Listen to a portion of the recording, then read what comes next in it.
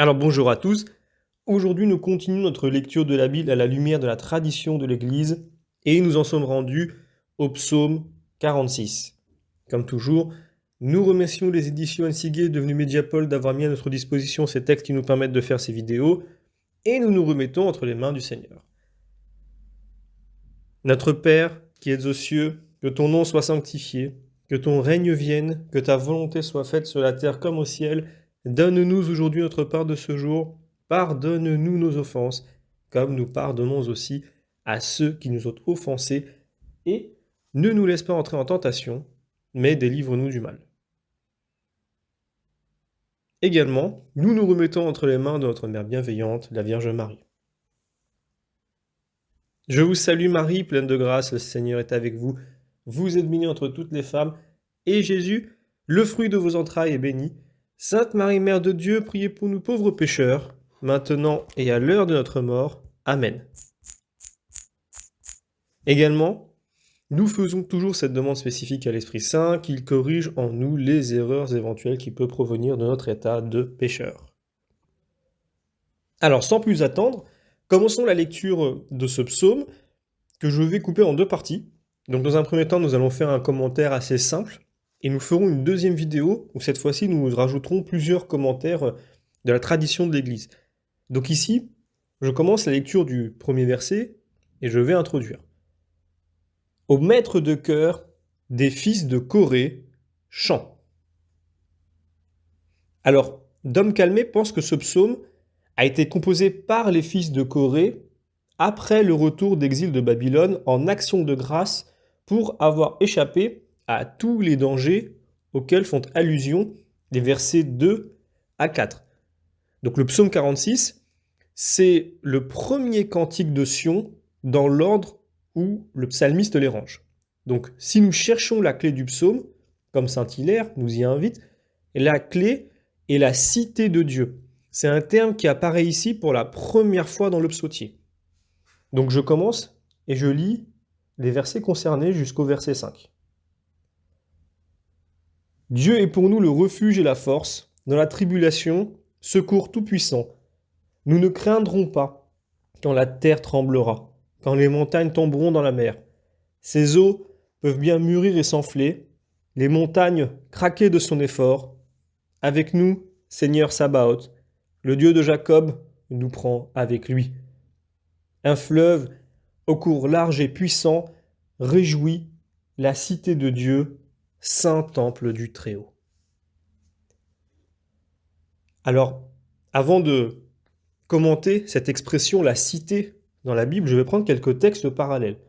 On a notamment Job chapitre 9. Lui qui déplace les montagnes, et elles ne le savent pas, lui qui les renverse dans sa colère, et lui qui ébranle la terre hors de son lieu, et ses colonnes tremblent. Je peux prendre Naoum chapitre 1. Yahvé est bon, citadelle au jour de la détresse. Pareil, toujours dans ce même chapitre. Dans l'ouragan et la tempête, sa voix. Il menace la mer et il la sèche, et tous les fleuves il les tarit. Les montagnes tremblent devant sa face, les rochers éclatent à son approche. On peut aussi prendre Job 66, plutôt Isaïe 66, pardon.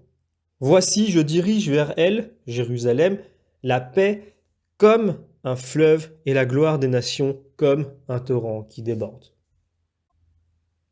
Alors concentrons-nous un petit peu sur le cœur de ce psaume qui est la cité dans la Bible, donc la cité de Dieu plutôt, et donc je vais parler de la cité dans la Bible. Donc en survolant les livres de l'Ancien Testament dans l'ordre, on voit que Caïn est le premier à construire une cité. C'est Genèse chapitre 4. En Genèse chapitre 10, Ashur bâtit Ninive, qui sera le type même de la cité impie, à part l'épisode de Jonas au chapitre 3. Ensuite, les hommes essaient de bâtir une tour qui montera jusqu'au ciel. Descendons d'y Yahvé, et là confondons leur langage, et ils cessèrent de bâtir leur cité, Babel. Genèse chapitre 11. Ce n'est pas dans une cité, mais au désert, que Dieu se fiancera à Israël. Et plus tard, Il conduira encore au désert l'épouse infidèle pour lui parler au cœur. Osée chapitre 2. La cité a peut-être une forteresse, au moins un mur d'enceinte. Même Jérusalem, la cité de paix, a un mur d'enceinte que Néhémie reconstruira religieusement après le retour d'exil. De même que le passage au régime de la royauté sera considéré comme une infidélité envers Yahvé, qui est le vrai roi de son peuple, le passage de la vie nomade à la cité ne semble pas avoir l'approbation des écrivains sacrés. L'épouse du cantique dira « Allons dans les campagnes ». Cantique chapitre 7. Mais Dieu est patient. En Genèse 18, Yahvé accepte au moins tacitement la cité puisqu'il est prêt à pardonner s'il trouve 50 justes dans la ville. Le Deutéronome avait ordonné au chapitre 12 « Vous visiterez le lieu que Yahvé votre Dieu aura choisi parmi toutes vos tribus pour y mettre son nom, pour y habiter. C'est là que tu viendras. » Et oui, Dieu lui-même en 1 Roi chapitre 11 précise et tranche « Jérusalem, la ville que j'ai choisie pour y mettre mon nom. » Jérusalem devient alors la cité bien-aimée que Dieu aidera, qu'il sauvera certainement. Psaume 46. Elle n'est pas encore la cité qui descend du ciel, paraît comme une épouse. Apocalypse 21, mais elle l'annonce. J'habiterai au milieu des enfants d'Israël et je serai leur Dieu. Exode 29. Je me promènerai au milieu de vous et je serai votre Dieu et vous serez mon peuple. Lévitique 26. Dès les premiers versets du psaume, l'ébranlement de la terre et des eaux est une image des épreuves d'Israël. Dans le refrain, l'hébreu A est notre forteresse, au lieu de nous prend avec lui, qui est l'interprétation de la Vulgate, en parallèle avec nous, Seigneur Sabaoth, du stick précédent. Alors, nous avons parlé de la cité, mais n'oublions pas que dans le verset, il est cité un fleuve. Je relis le verset 5. Un fleuve au cours large et puissant réjouit la cité de Dieu. Alors, est-ce que ce fleuve pourrait être une seconde clé? Alors, il est pour la cité, dans le sens où l'homme est le terme de l'amour divin.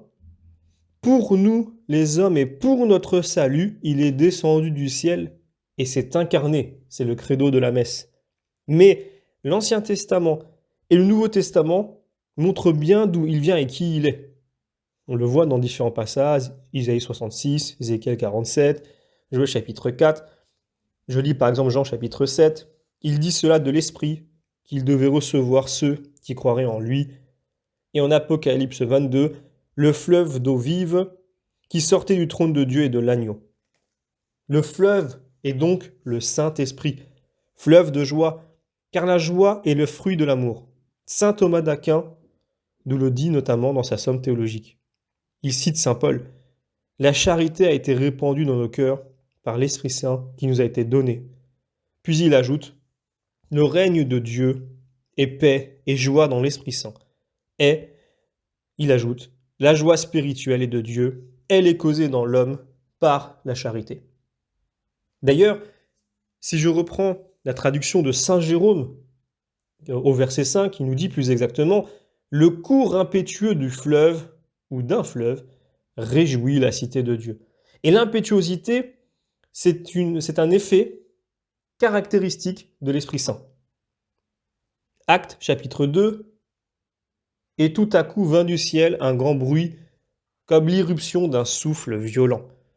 Actes chapitre 4, comme les disciples achèvent leur prière, le lieu où ils étaient assemblés trembla, et tous furent remplis de l'Esprit Saint.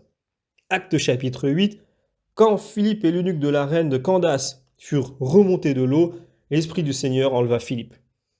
Actes chapitre 10, l'Esprit Saint tomba sur tous ceux qui écoutaient la parole. Actes chapitre 11, l'Esprit Saint est tombé sur eux, tout comme il était tombé sur nous au commencement. Et donc, pour illustrer le fleuve de joie, les pères nous offrent largement de quoi choisir. Et ce sera l'objet de la prochaine vidéo. Donc si je continue, après avoir fait cet aparté important sur la cité et le fleuve, eh bien je reprends la lecture et je repars du verset 6. Dieu au milieu d'elle, elle ne sera pas ébranlée. Au tournant du matin, Dieu l'aidera. Je prends Isaïe 66, dont j'avais parlé tout à l'heure. Voici, je dirige vers elle, donc Jérusalem, la paix comme un fleuve et la gloire des nations comme un torrent qui déborde. Je continue, je prends le verset 7. Les nations frémirent, les règnes fléchirent, sa voix retentit, la terre chancela. Avec nous, Seigneur Sabaoth, le Dieu de Jacob, nous prend avec lui. Donc c'est les versets 7 et 8. On peut prendre un texte parallèle, Isaïe 17. Citer les nations, c'est comme le grondement des eaux immenses qui grondent. Il les menace, elles s'enfuient au loin. Comme un fétu, elles sont dispersées. Au temps du soir, voici l'épouvante. Avant le matin, elles ne sont plus. Je continue, je prends les versets 9 et 10. Venez et voyez les œuvres du Seigneur, les prodiges qu'il a faits sur la terre. Il mettra fin aux guerres, jusqu'aux extrémités de la terre. Il cassera l'arc, brisera les armes, il incendiera les boucliers. Je prends un texte parallèle, toujours Isaïe, mais chapitre 8. Vous toutes, nations lointaines, écoutez, formez un dessein, il sera ruiné. Dites une parole, elle ne tiendra pas, car Dieu est avec nous. Isaïe chapitre 2. Il convaincra des peuples sans nombre, ils forgeront leurs glaives en charrues, leurs lances en faucilles, ils n'élèveront plus nation contre nation le glaive, ils n'apprendront plus à faire la guerre. Je termine avec les versets 11 et 12. Prenez le temps de voir que je suis Dieu, je m'exalterai au milieu des nations, je m'exalterai au-dessus de la terre. Avec nous, Seigneur Sabaoth, le Dieu de Jacob, nous prend avec lui. Donc on peut lire Deutéronome 32. Voyez donc maintenant que c'est moi qui suis Dieu, et qu'il n'y ait pas de Dieu à côté de moi. C'est moi qui fais mourir et qui fais vivre, et il n'y a personne qui puisse délivrer de mes mains. Et je termine avec Jean chapitre 1. Jésus leur dit, venez et voyez. Ils vinrent donc, et ils virent où il demeurait, et ils restèrent auprès de lui ce jour-là. Voilà, donc j'ai volontairement fait ce commentaire à part des commentaires des pères pour aujourd'hui. Et donc, je vous donne rendez-vous pour la prochaine vidéo où nous verrons, avec les pères de l'Église, tous ces illustrations, ces descriptions du fleuve de joie qui méritent donc une vidéo à elle seule. Je vous remercie pour votre fidélité et vous donne rendez-vous pour la prochaine vidéo.